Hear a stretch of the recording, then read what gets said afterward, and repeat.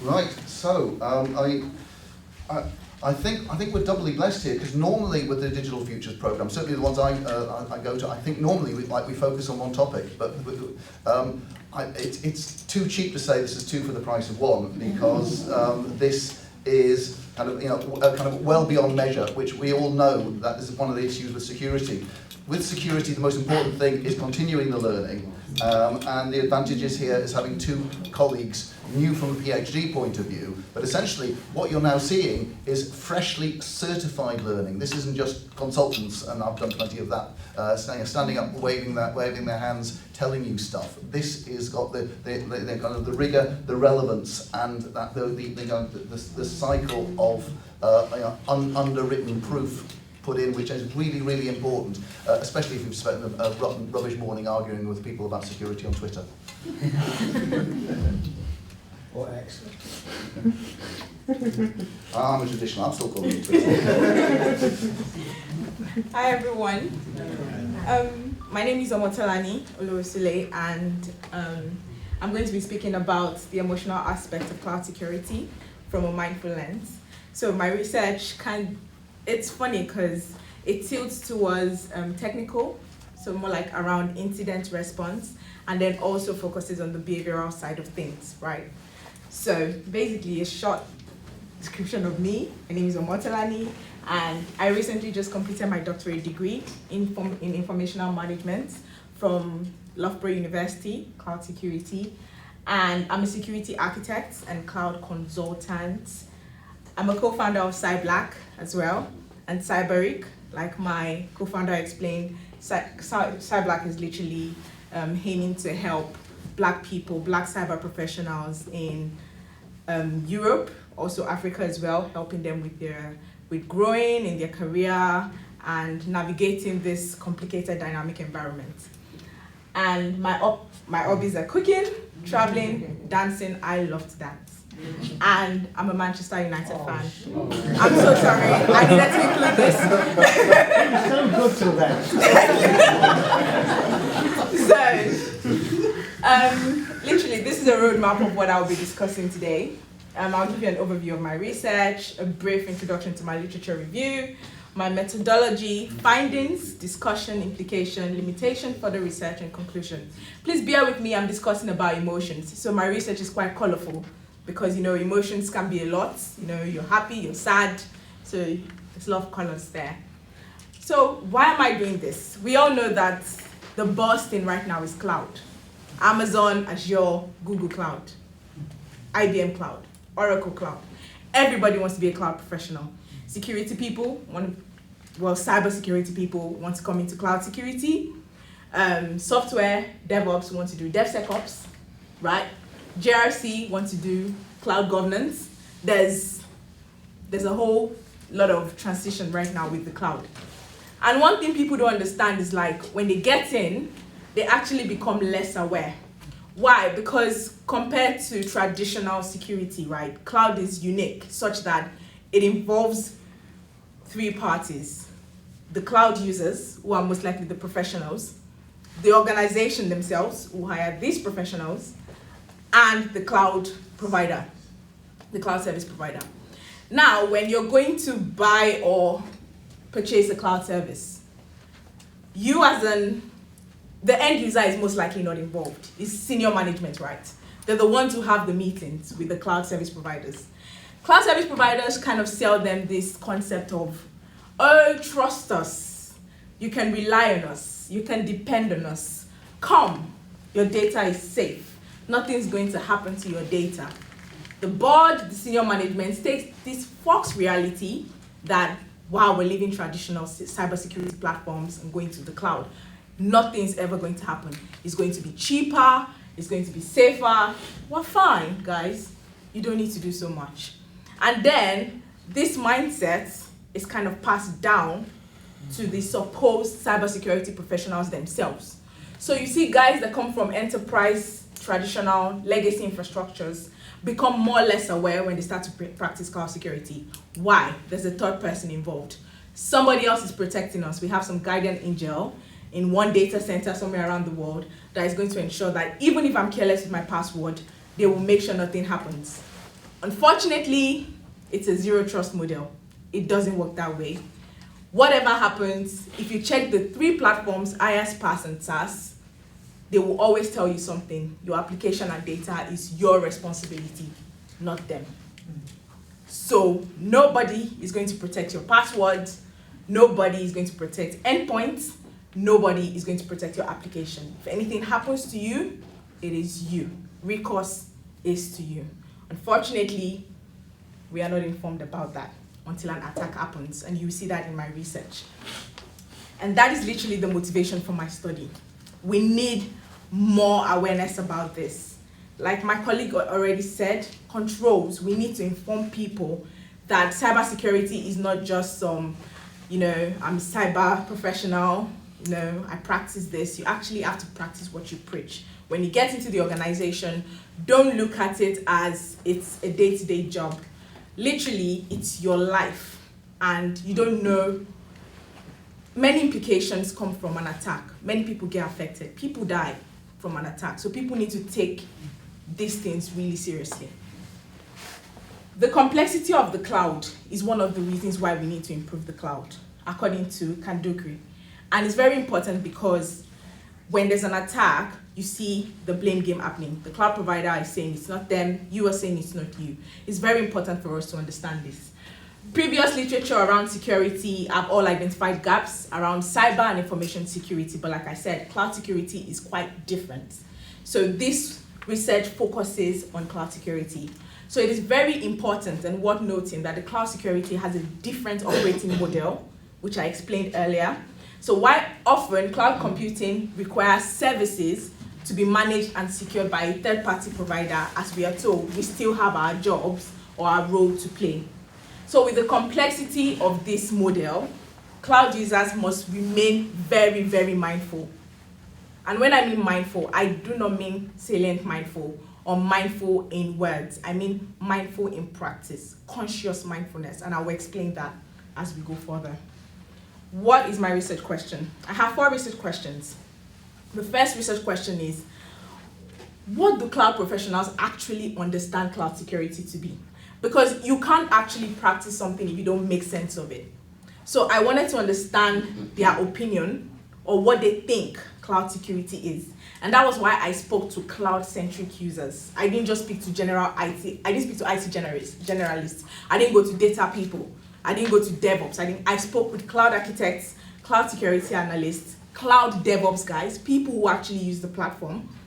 And I asked them, to what extent are you mindful of cloud attacks? And this is funny because the RQ2 is almost like a pre. So before the cloud attack, you start to hear what people think. And then RQ3 sounds like the during. So when the cloud incident is happening. So how do they professionally or how do the professionals emotionally experience these attacks? And the RQ4 is like the post. What has happened? You come and see. It almost feels like reality dawns on them, where you see how they actually practice these experiences. And I'll walk you through this journey. So my research is like a journey. You have the before emotions, the during emotions, and the post-attack emotions. I'm not going to bore you with all of this, but I'll just explain something around my aim and objectives. It is just important to understand what is considered mindful in cloud security. So when you see awareness in cloud security, mindfulness in cloud security, proactiveness in cloud security, they tell you that, people are actually taking trainings, they secure the firewall, secure the platform, secure the infrastructure, but nobody actually talks about what they understand by individual mindfulness. So as a person, when I'm being employed to come and protect my company or to serve as a cybersecurity analyst or cloud security analyst, what do I understand as a person? Not what the organization has told me, not what ISO has told me, not what NIST has told me, and not what Microsoft Cybersecurity Benchmark, MCSB, not what MDCAS is doing for me. What do I as a person understand as cloud security?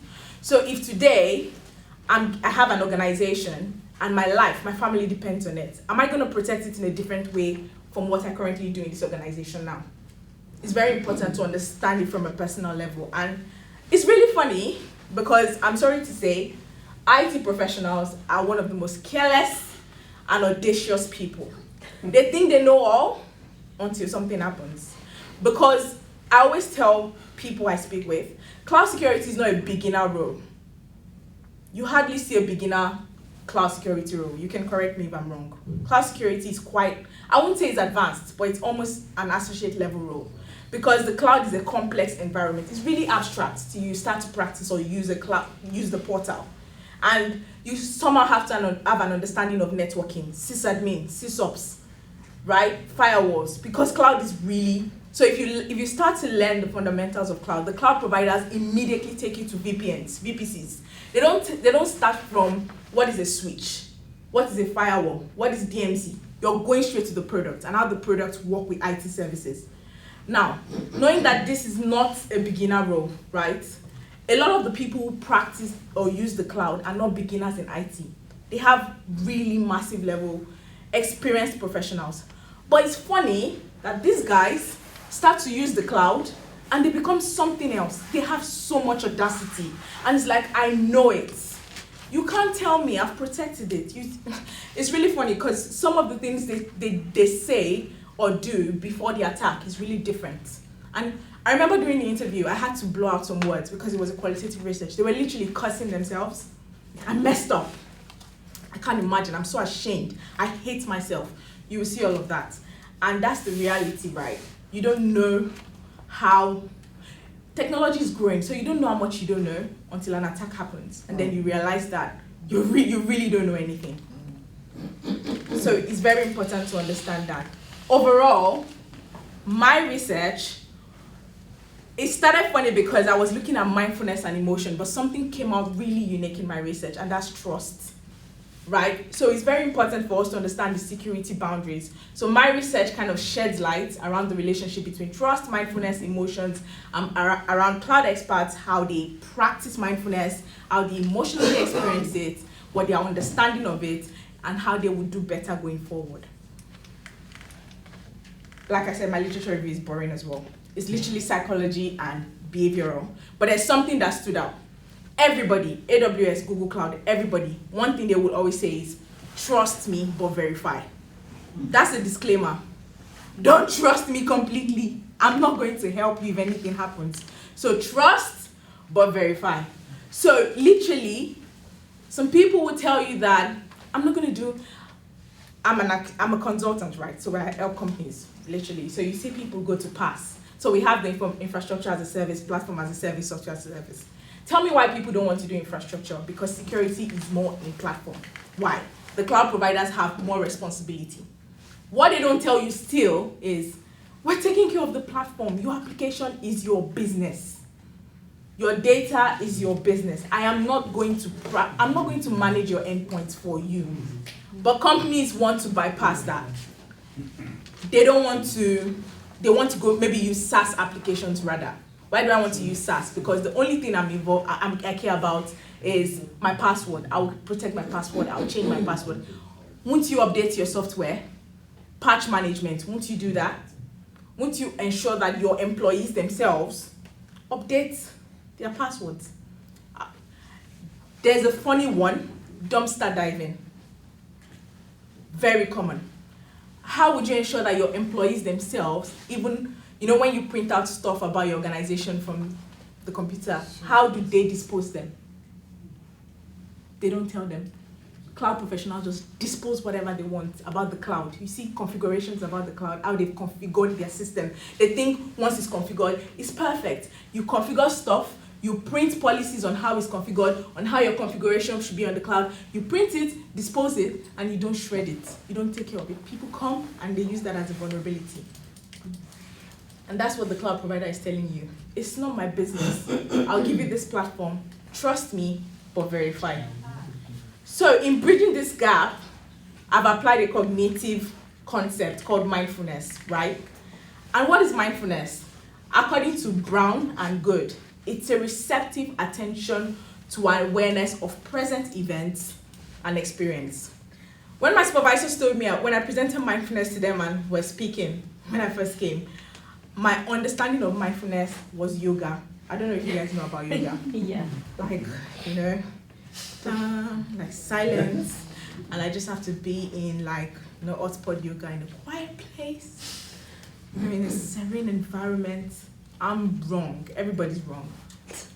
Right now, we're all sitting there, but I can tell you if we have to do a behavioral analogy, just a tiny percentage of us are actually mindful of the present. Like we're actually conscious of what's happening here right now. Mindfulness is zoning everything out. What you know, what you don't know, take it away. Just enjoy the moment. Be here right now. It's very hard as a cyber person. Why? Because naturally you're waiting for an attack. So you're constantly anxious. Those are two conflicting things. How are you able to manage as an anxious person and stay mindful still? I am always anxious. I worry a lot. I don't know how I'm going to practice that. So think about how complicated it is for a cyber individual. You're trained as a cybersecurity person to be proactive, waiting for an attack. That already contradicts the concept of mindfulness. If you don't wait for an attack, they consider you less aware or less prepared. We would understand that. And now looking at the emotional side of it, what is emotions from this study, in application to this study, is a group of responses, including expressive behavior, physiology, cognition, and subjective experiences. So basically, the feelings around emotion is often related to how people perceive risk and significance. Someone who has never experienced an attack before will be different from someone who has experienced an attack and didn't have so much loss, as compared to someone who has actually experienced an attack and almost lost a lot, and then to someone who experienced an attack and lost everything. Completely different emotions. If you've almost lost your life from a cyber attack, you will never joke with, you will literally zone off from the internet. You will never take it seriously. No matter if you're a newbie, if you're a professional, so if you're a newbie who has almost lost his life from a cyber attack, the way you will respond to cyber is different from a professional who has never experienced it. You are most likely to be more careful than a professional who has never experienced it. So that's where the feelings come from. Sorry, this is a lot. But literally what my research looks at is shared responsibility and trust, the human factors, and then goes into mindfulness to look at individual mindfulness, organizational mindfulness, and then emotional disposition, and then their responses. So with mindfulness, we're looking at, I don't know if you've heard of high reliability organizations, right? You have to understand their preoccupation with failure. So are people more concerned with, oh, what do we have to do? Or are we were attacked yesterday, so we're perfect? Or what do we have to do to protect our organization? That's where preoccupation with failure and successes come. Reluctance to simplify interpretations, looking at, do we make processes simpler yet effective? Or do we make it complex and very effective? There are two sides to it, simplicity and complexity. They have their pros and cons. Or, how are they sensitive to operations? What's their commitment to resilience? And how they defer to expertise. So are people concerned with hiring professionals to actually secure their organizations or to look good for auditors? There's something with the cybersecurity industry now that I've come to understand. People are writing CISSP, CSIM. Like when you open LinkedIn and you go to cybersecurity, it's scary. Sometimes it causes, I'm not going to lie, almost like an imposter syndrome. Like, so if I've not achieved this certification, what am I doing with my life? So you see someone with the name, maybe me, Margaret, PhD, CSSP, CSIM, TOGAF, ISO, CISA, C-RISK. Then you now see AWS times 6, Azure times 7, GCP times 4. And then they round it up with ITIL just so they can have some ITSM operations, Let's just look good. And then you see, practicing in this and practicing in that until you start to have conversations with these people. And then you have guys who literally just have maybe AWS cloud practitioner and they know what they know. They're really good. But unfortunately, the industry wants the guy with 28 certifications. What's the benchmark, right? That is where we look at difference to expertise. Do people actually just recruit people so that when the auditors come, our guys are qualified, ISO verified, do they actually know what they're doing? And then emotional disposition. Why do people react the way they react? How do they take your cloud attacks? So, my method, quite simple. Interpretivism. Sorry, this sounds really research focused. I did a qualitative research, meaning I conducted interviews, semi-structured interviews. Why? I'm speaking about emotions. I didn't want it to be closed. I wanted people to express themselves. And my IT professionals talk a lot. So the thing is, like, you know, they're boxed, right? So the little opportunity they get to express or speak about what they do, it's like, wow, it's a bubble. My interviews were scheduled for 1 hour. I had to have, I think the shortest interview I did was about 2 hours, 30 minutes. And then you have guys saying, oh, can we continue tomorrow, please? I have more to tell you. And there's something I also learned. They're really not as confidential as you think. They literally just tell you everything. And then they tell you, don't record this, or, okay, I'm not recording, I'll pause the recording. Or they tell you, I'll tell you, right? But it's confidential, right? Yes, it is. It's research. Your name is not there, none of that. Because the truth about it is, like, IT people or cybersecurity or cloud security people have a whole lot of emotions going on with their job. First of all, they are working on eggshells because when anything happens, they feel like they're losing their job or something might happen to them. They also feel like people don't listen to them, right? It's like they have to do what the company has to do. Then when something happens, they are responsible or liable to the company. It's a whole lot of emotions. So those people talk a lot. And then I had to speak, and that's why I had to do 30 IT professionals, because my supervisors told me if I go past that, I wouldn't finish my PhD. And then I had to do a thematic analysis as well to understand and map the emotions to literature. And one thing I've come to realize is emotion is one of the most difficult things to understand. It's one of the parts I struggled with, because normally we're told that fear is a bad thing, it's a bad emotion. In cloud security, is it? Because when you're fearful, it's like you're proactive, right? I'm scared something might happen, so I have to be prepared. So is fear really? So that was one of the things I struggled. Do I classify these emotions as positive or negative? Take, for example, imagine asking somebody, how did you feel during the cyber attack? And the person told you, I was so satisfied. So how do you classify that? Positive or negative? And truth be told, I actually got that. He was satisfied. And I'll explain why later.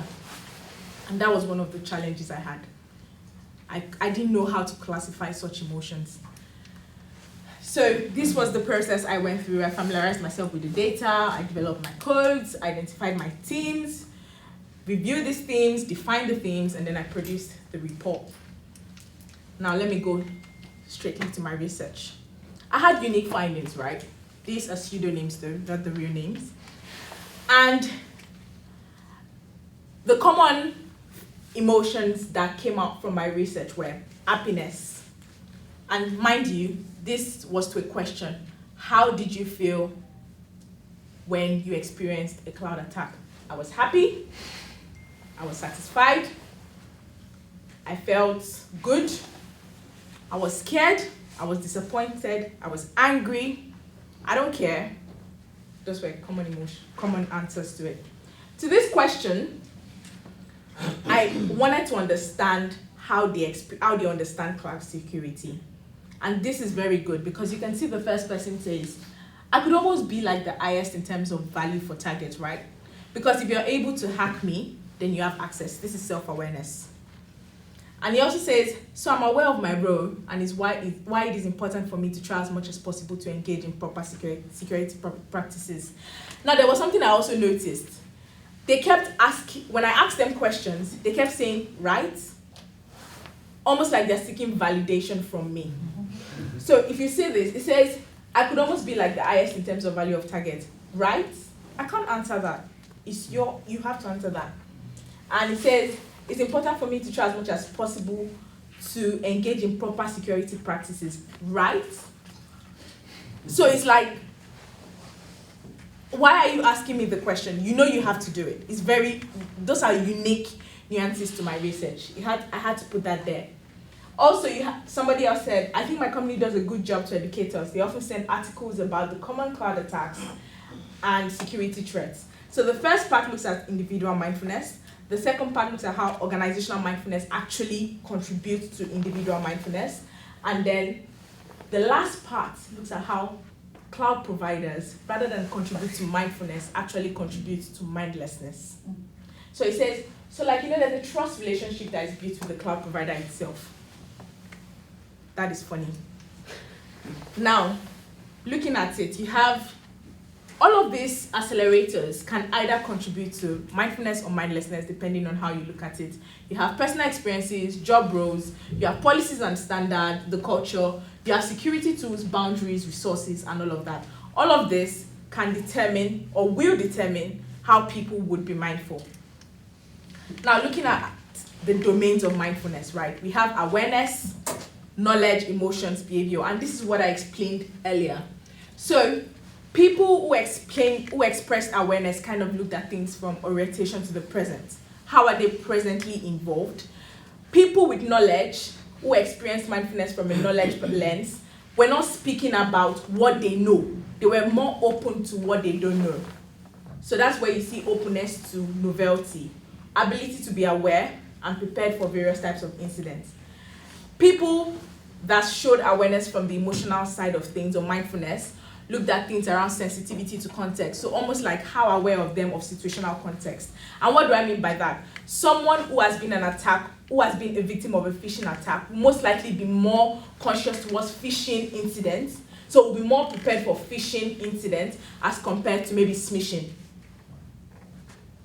Do you get? So if I've maybe been an attack of emails, maybe phishing emails and all, I'll be less bothered about attacks from text messages. You could get attacked from text messages, right?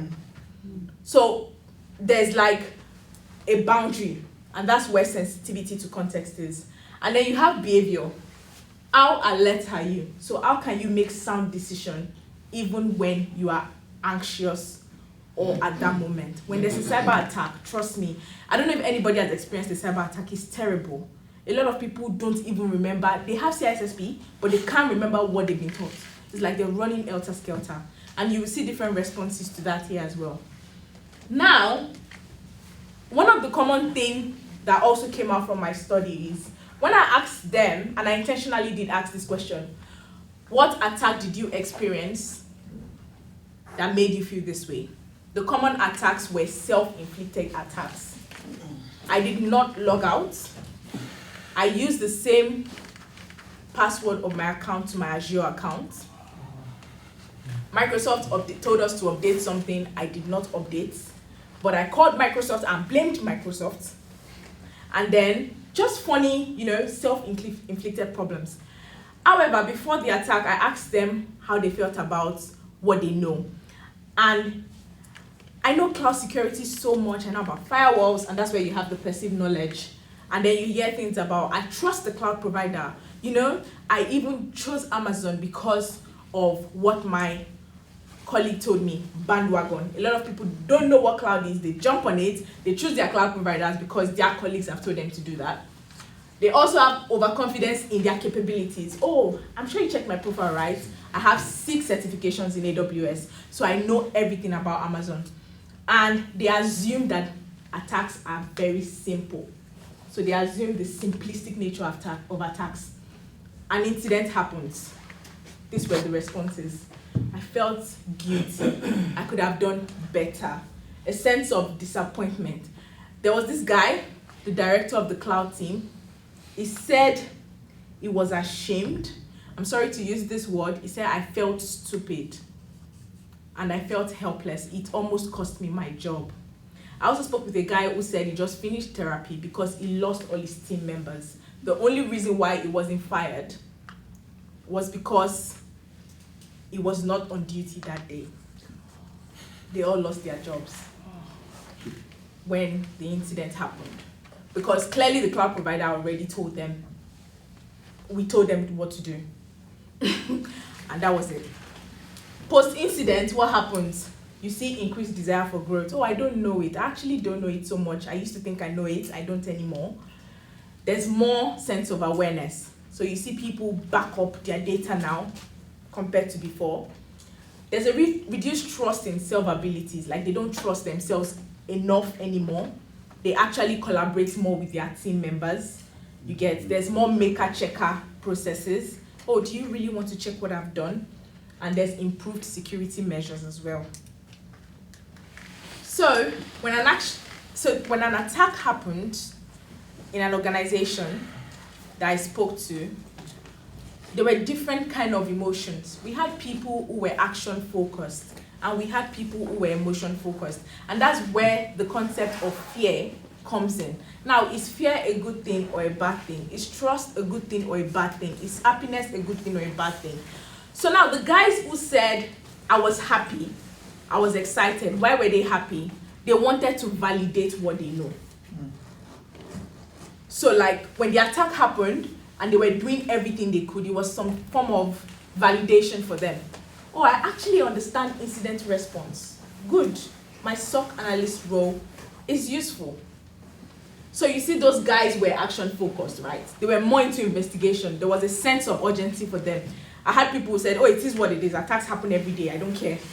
All they needed to do was to remediate immediately, get a roadmap to resolution. Playbooks were there. Incident response plans were there, and they did it. And then I have these guys who are very funny. When the attack happened, somebody said, I shut down my PC, logged out of Slack, and took a walk.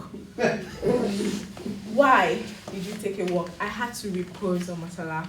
I had to think. I had to reflect. Because I think I had done a lot. I needed time out. I didn't want to listen to people shouting on Slack. It causes confusion. And why? Because I care about my organization so much. And I don't want my team members to be fired, right? And I really want to do things why. Okay, why don't you think your company would do like this? No, our organization tells us that when there's an attack, rather than just act, we need to think about the response first. Now, with what I've said, you most likely describe this guy as very silly and stupid. But he's not. Sometimes you make funny decisions when you're in a hurry. So you're trying to respond to an attack, you end up causing more trouble. Think about it. There's no bad side to this because these guys are also sensible. They want to get things done immediately. This guy is sensible but still senseless. Fix it, but still he wants to take his time to fix it. You don't know how much damage can be done. So there are two sides to emotions. Why this guy stands out is because he has some form of backing from the organization. That whatever happens, we're going to stand with you. We're going to hold on to you. These guys still have backing from the organization, but it's been put into a playbook. So the company has gotten you an incident response plan, a playbook for an attack. When an attack happens, follow it and get things done. We don't care. These guys are like, yes, we have a playbook, but our CEO has told us that he will support us. It's not a blame culture. He knows attacks are bound to happen. It's funny because while I was doing my research as well, I had to make sure that I eliminate that bias and not think that these people are very silly. Unfortunately, you're going to have this type of people in your organization. You have to understand them. They have their part to play when there's an attack in a positive way, and they have their part to play when there's an attack in a way. Don't think they are not sensible, because these guys would reflect and most likely be more sensitive to the context later on. These guys will always be ready. They will always be ready, but the chances of them reflecting is really low. They are there to remediate. The emotional dispositions you see in my research are funny because they are very contradicting. How do you see someone experience confidence and fear at the same time? It's conflicting. How do you see someone experience trust and anxiety at the same time? It's conflicting. It doesn't make sense. But you see people tell you that, I trust the cloud provider, but I'm scared. I'm confident about my work, but I'm still anxious. They're very, very conflicting. And this is what cyber professionals have to go through every day. Overall, these are the key themes of my research. A mindful, emotion-based approach to cloud security. The knowledge of security is important. awareness of it when you understand security, how it is put or integrated into security practices, eventually applied and reflected in incident management, and how people now experience their emotions and the overall outcome and learning. A lot of organizations don't care about how the cyber people feel when there's an attack. The board just thinks it's a loss for them. But have you really thought about how it's their job? Do you know how much it feels to believe in yourself and then an attacker from somewhere comes and tarnish your job? It really hurts. Forget about the fact that we're looking at it as our day-to-day job or our source of income or livelihood. It's almost like do I really know what I know? You feel really disappointed in yourself. It's very, very, very, very, it can take a toll on one's mental health. So when CEOs and senior management look at attack from, reputation, cost, look at your employees as well. The guys who actually use this platform. How do they feel? Overall, mindfulness does not just come from yoga. It comes from awareness, knowledge, so from learning, experience, familiarity with the concepts, and it also comes from fear or uncertainty, paranoia. I had people tell me that there was this guy that said, I'm very protective of the cloud because my dad was a policeman. Why? He taught us to always be prepared. So naturally, I'm a paranoid person. I can't stand attacks, physical or virtual. That's the only reason why this guy he concentrates. So when he's at work, he doesn't use his phone. He doesn't use anything. He's always ready. Overall, my research brings out the funny part of cloud security that says, while the goal of cloud security for organizations is mindful security, organizations then subscribe to big cloud providers who are who sells the concept of trust, and people then rely on them. You have trust increasing, mindfulness reducing, an attack happens, they become autonomic, we need to get things fixed, action focused, those are the guys who want to remediate, feeling focused, those are the guys who take a walk and log out of Slack, and then you have the outcome eventually when things are solved. Trust reduces completely. They don't trust themselves, they don't trust the company, they don't trust ISO, they don't trust anybody, and mindfulness increases. But trust me, it's only for 30 minutes. The next day, they are back to this. So it's a cycle. So people think that when they have attacks, they become more secure. It's a lie. Human behavior. Except the attack becomes maybe even constant. And that is even scary as well because it becomes a norm. So what do we do? How do we go? When companies are thinking of human factors, right, let them look at mindfulness and not taking your employees to yoga because that's what they do. Let them look at emotions, let them look at cloud. So when they understand the concept of trust within cloud security, security boundaries must be defined. Let your employees know that they are responsible, and let the senior management also be aware. In the MSAs, in the SLAs, sell the truth to them. If any of us end up joining Amazon, Google, Microsoft, be honest with your clients. Let them know their responsibility. Define your boundaries. Let them understand what shared responsibility truly means. Get people who are passionate and not just there for the outlook of being part of cyber. Because it's a big industry right now. It's one everybody wants to go to. But let's get people who really care about it. And people who would be involved when there's an attack. Not there because of the bonus. They want to fix things. They want to look good for the company. They want to be in the good books of the CEO. No, people who actually care. And overall, ensure that employees their emotions are highly regulated. They are happy with what they do. Overall, my implication in knowledge, mindfulness is not something that is considered around cybersecurity. Never not. We use the traditional IS theories, the social cognitive theory, theory of reasoned action, theory of planned behavior. Mindfulness is not one of those concepts. Let's not apply mindfulness from just a psychological lens, but something where people actually practice every day. And when you look at it in practice, encourage a culture where employees can speak out, right? They are happy with their job, where they are informed about security trends, where you don't just take employees who have just put together some CV or resume that looks really good and don't really know what they do. Positive and productive interactions, and overall, people that truly understand what mindfulness and cloud security is. So that is my research, and thank you very much.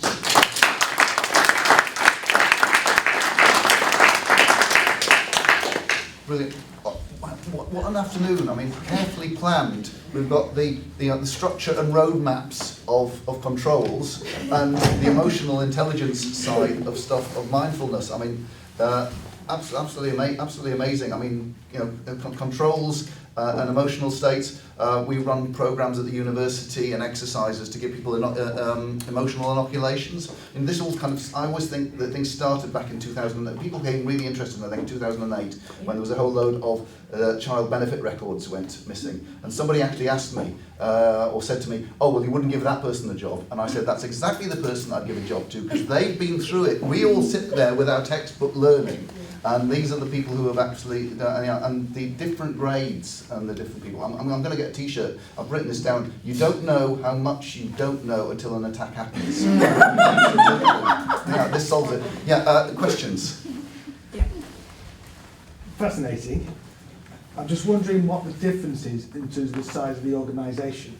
So if you've got a small organisation and one person's probably Mr. IT, or Mrs. IT, yes, and everything's on them. Yeah. And they've probably got the CEO, things like, oh, we've got to do this because they're losing money. As I think from a larger organisation, there we have probably the controls, as we heard on the previous one. Yeah. How did you see the effect of the size of the organisation on the emotions and the mindfulness of when an attack happened? Because the consequences of a small organisation is probably far bigger than a big organisation. Thank you for that question. Very important question. Why? I will deflect a bit, but I will answer. Firstly, I noticed something. The guys with the small organizations were more open and truthful than the guys with the big organizations. Interesting. The guys in the big organizations also were more action focused, while the guys in the small organizations were emotion focused. The guys in the big organizations were not sure of the implications of the attack. Their job is to get things done before it gets to senior management.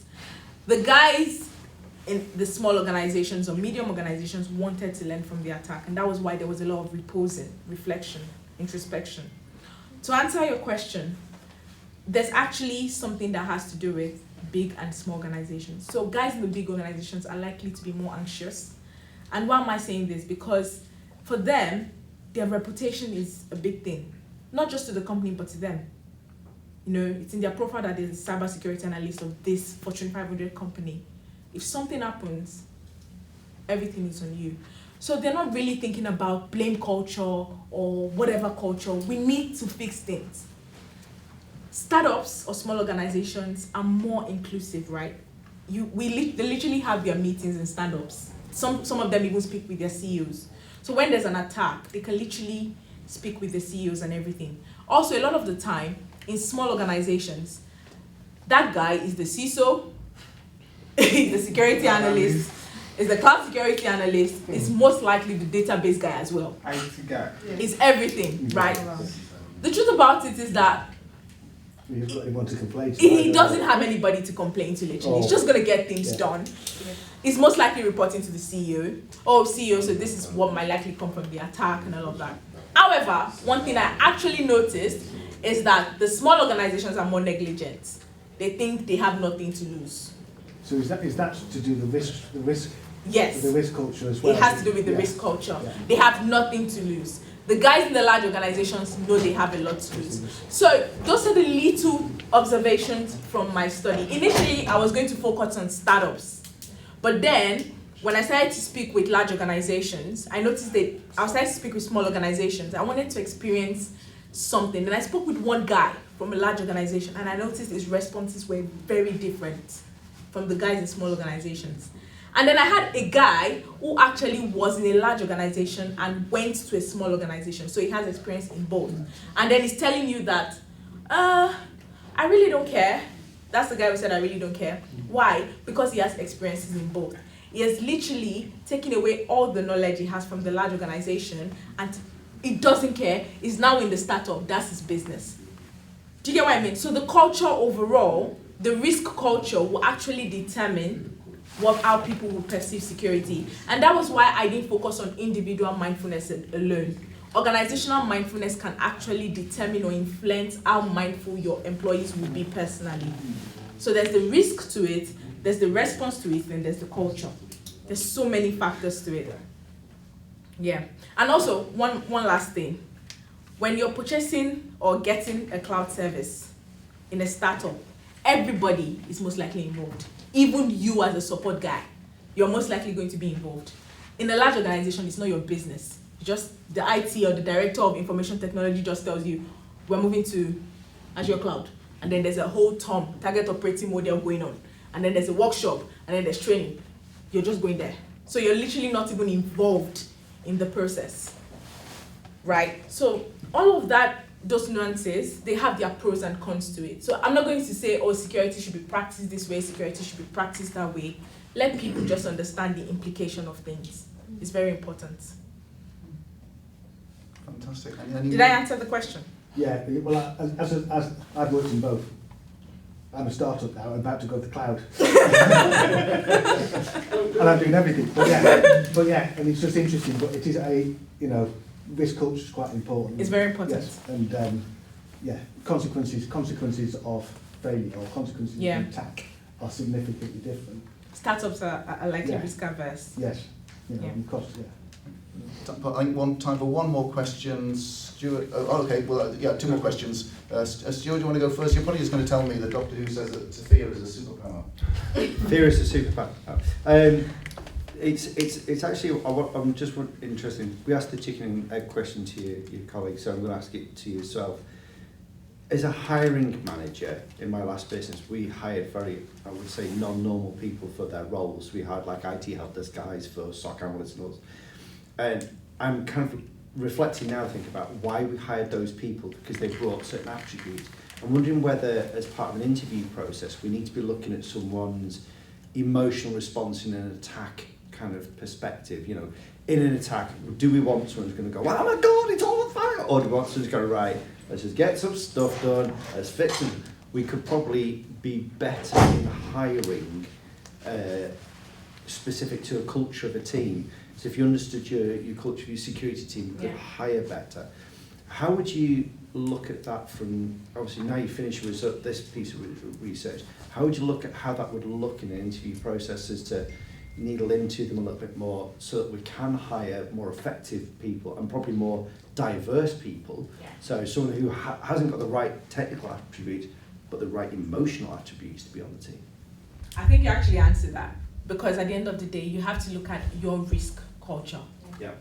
First of all, it's almost like what matters to you in your security strategy. How do you want people to respond to attacks, right? How do you want people to understand incidents? So for some organizations that are really risk averse, they most likely want people to follow the playbooks. We have a playbook, we have an incident response plan, go through it. So if something is missed, they can document it, right? Or they can tell you, why didn't you follow this? Like, it just allows for more accountability. And then you have some organizations who are really risk aggressive. I won't say risk aggressive, but they are willing to take chances and say, you know what, be flexible with this and just get things done the right way. So I think it really boils down to what the organization really wants. Because if you are risk averse and you want things done by the books, you don't want to go and employ somebody who is taking time off slack to go repose and do yoga so he can get better. You want him to go through the playbooks because you want to ensure accountability, right? So it depends on the culture. So I'm not going to say there's a right or wrong way, or this is the structure. I think it highly depends on the company. Because you see companies that have actually gone by the books, they have their response plans, they have incident response plans, playbooks, and things don't still go the way they want it to go. And that's in a more mature organisation. In more mature organizations. Oh, with that, okay. Super, thank you.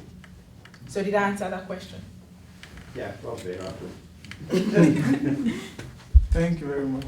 So yeah, I was so impressed by the presentation, by the way. So I was just going to ask that in your years of experience, have you ever experienced a situation or a scenario where the backup, like what the company organization calls backup, gets attacked? So understand that normally is the system that will be attacked, then you fall back on your backup to restore to continue the business. So in your years of experience, so I'm just curious to know. One of my respondents actually had that issue. His backup was attacked. His company's backup, their failover site was attacked. And it was so funny because everybody's job had to go. So what the attackers did was they went to the failover site first, attacked them, and then went to BAU, attacked it. So they were depending on backup to whatever, and it couldn't. And then because, I don't know if you guys know about the Active Directory. So a lot of their IAM is synced to on-prem and the cloud, like there's the hybrid model. They disrupted the DCs, the domain controllers, the AD forests. So not from the cloud, but from on-prem. So they made sure that they couldn't even sync. So things like PHS, their password hash synchronization were enabled, just so in case anything happens, like they still have access. PTA enabled, Federation Services enabled, all of it attacked. Application gateways, the connectors, whatever, attacked. That was actually an insider thing because that was too much. It's literally, they halted the business, and that's a massive organization in that country. They deal with all payments. So it was a massive halt. That guy literally told me that he doesn't care, and that's one part of my research I didn't tell you. He now, because he doesn't trust the cloud, the company himself, he backs up company's data on his personal stuff. So what if he's now compromised? He doesn't care because for him, and that's why I said sensitivity to context. He's not looking at things if he's compromised. He doesn't just want that thing to happen to him again. He doesn't care. It's happened to him. He took the blame. He almost lost his job. And I can't ask him because it's research. You don't want to put words in their mouth, right? But looking at things, he answers the question of sensitivity to context that I explained earlier. For him, the context is hard, is that this happened to me. I don't care. I just need to make sure it never happens again. Okay. That is absolutely brilliant because you've just brought the two talks perfectly together because the controls should be effective. There should be such trust in and understanding of the controls within the organisation. Yeah. That actually, we can then get on with our job. And I mean, it was great. I mean, you also put back the memory. There's a lovely paper, it was written in 1986 by a guy called Marcus Raynham called "The 6 Dumbest Ideas in Computer Security," and number 6 was the one that people consider action to be better than inaction. And of course, these judges. I think we've still got some time for networking. So please, continue the conversation. I think there's still a bit of refreshment as well, so please make sure you use that. I suppose worst comes to the worst. We are in a technology hub, and therefore what you don't eat, I'm sure we will find people. But no, come on, please enjoy this. I'd like to thank our two speakers. I'd like to thank CyBlack for making the connection as well. And I'm feeling kind of a little bit emotional because I feel I've now repaid a debt. Because when I met you back at the conference, here I am, computer science guy, trying to think, I've got to do something social. I've got to talk to people. Oh, right. So, quite a question. So, Omotolani mentions she was studying at Loughborough. So I thought, oh, great, I've got a question there. And it's a stupid question, isn't it? In an organisation with thousands of people, you ask somebody, oh, do you know? But guess what? It turned out that Peter Kowalek is Omotolani's supervisor, and he's the guy who gave me my very first opportunity at talking in a university. Wow. So I kind of feel I've repaid a debt now. I can retire. So thank you very much for our speakers. Please keep that in touch. The strongest weapon we have against all of this bad stuff is ourselves and keeping talking and keeping communicating, because it's being able to share those emotions. We all react in different ways, and that's really important. Because I mean, the odd thing is there are still people out there who think that our adversaries are going to play cricket, but no, they don't. Thank you very much. Thank you.